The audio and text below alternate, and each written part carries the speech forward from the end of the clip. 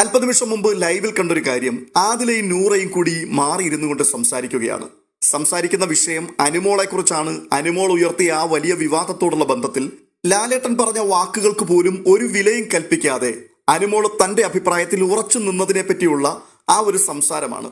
അനുമോൾ ചെയ്തത് 100% തെറ്റാണ്. 3-4 മണിക്കൂർ സമയം സകല ആൾക്കാരും ഇവിടുത്തെ വീഡിയോ ഫൂട്ടേജുകൾ മുഴുവൻ പരിശോധിച്ചിട്ടും അങ്ങനെ ഒരു കാര്യം അവർ കണ്ടില്ല എന്ന് ലാലേട്ടൻ പറയുന്നു. അവർ കാണാത്ത കാര്യം കാണാൻ ഇവൾക്കെന്താണ് തൃക്കണ്ണുണ്ടോ? ഇവള് ലാലേട്ടനെ പോലും അപമാനിക്കുകയായിരുന്നു. എന്തായാൽ പോലും അയാളൊരു മഹാനടനല്ലേ, ലക്ഷക്കണക്കിന് ആൾക്കാർ ബഹുമാനിക്കുന്ന ഒരു വ്യക്തിയല്ലേ. അങ്ങനെയുള്ള ലാലേട്ടന്റെ മുഖത്ത് നോക്കിക്കൊണ്ട് അവൾക്ക് അങ്ങനെ പറയാൻ അതെങ്ങനെ മനസ്സ് വന്നു? ശരിക്കും ലാലേട്ടനെ അവൾ അപമാനിക്കുകയായിരുന്നു. ഇതാണ് ഇവർ രണ്ടുപേരും കൂടി സംസാരിക്കുന്നത്. ഈ വിഷയത്തോടുള്ള ബന്ധത്തിൽ കഴിഞ്ഞ ദിവസങ്ങളിലൊക്കെ നമ്മുടെ പ്രതികരണങ്ങൾ നമ്മൾ അറിയിച്ചതാണ്.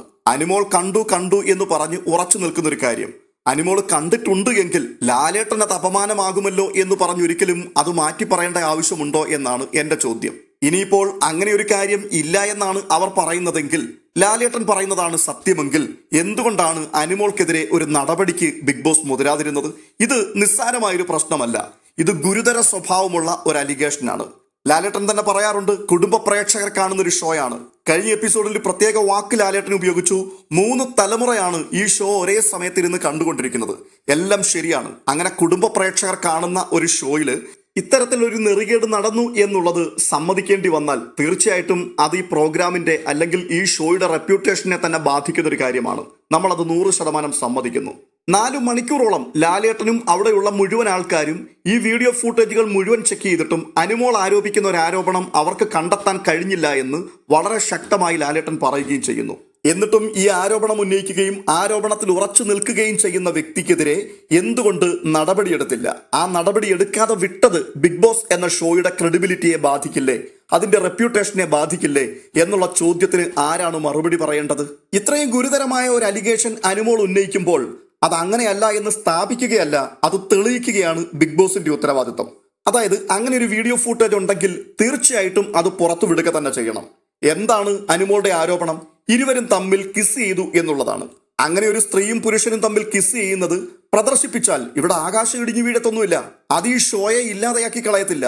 ഇത് എത്ര വൃത്തികെട്ട ഷോയാണെന്ന് ഒരു പ്രേക്ഷകനും പറയില്ല. അതിനേക്കാൾ വലിയ കാര്യങ്ങൾ കഴിഞ്ഞ സീസണിൽ ബിഗ് ബോസ് പുറത്തുവിട്ടിട്ടുണ്ട്. ജാസ്മിനും ഗബ്രിയും തമ്മിൽ ഉമ്മ കൊടുക്കുന്നത് അവർക്ക് ഒരു ബുദ്ധിമുട്ടുമില്ലായിരുന്നല്ലോ പുറത്തുവിടാൻ. ജാസ്മിന്റെ മുഖത്ത് നോക്കിക്കൊണ്ട് വളരെ പക്ക അശ്ലീലങ്ങൾ പലതും ഗബ്രി വിളിച്ചു പറയുന്നത് അത് അതുപോലെ ടെലികാസ്റ്റ് ചെയ്യാൻ ബുദ്ധിമുട്ടില്ലായിരുന്നല്ലോ. അങ്ങനെയാണെങ്കിൽ ആര്യനും ജിസയിലും തമ്മിൽ ഉമ്മ വെച്ച സീൻ അവർക്ക് എന്തുകൊണ്ട് പുറത്തു വിട്ടുകൂടാ? അപ്പോൾ ലാലേട്ടൻ പറയുന്നത് അങ്ങനെ ഒരു സംഭവം ഇല്ല, ഞങ്ങളത് കണ്ടിട്ടില്ല.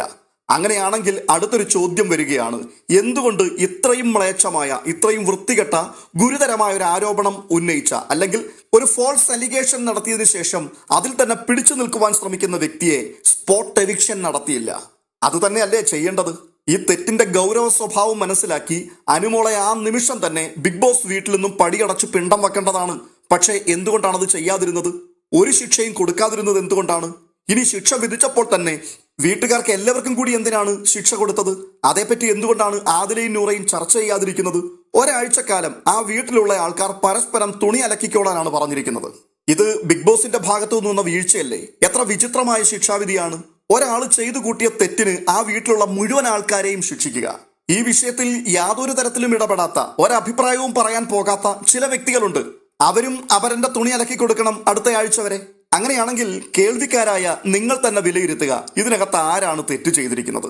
അനുമോൾ തെറ്റ് ചെയ്തോ തെറ്റ് ചെയ്തില്ലയോ അനുമോളുടെ ഭാഗം ന്യായീകരിച്ചുകൊണ്ടല്ല ഞാൻ സംസാരിക്കുന്നത്.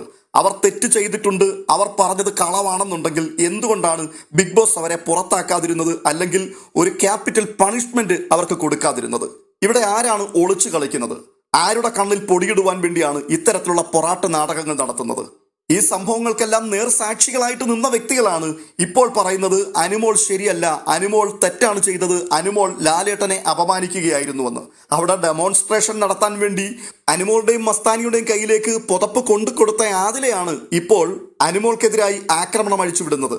സത്യത്തിൽ ബിഗ് ബോസിന് അനുമോളെ സംരക്ഷിക്കേണ്ട ആവശ്യമുണ്ടോ? ബിഗ് ബോസിന് അനുമോളെ ഭയമുണ്ടോ? എന്തിനാണ് അനുമോളെ ഭയപ്പെടുന്നത്?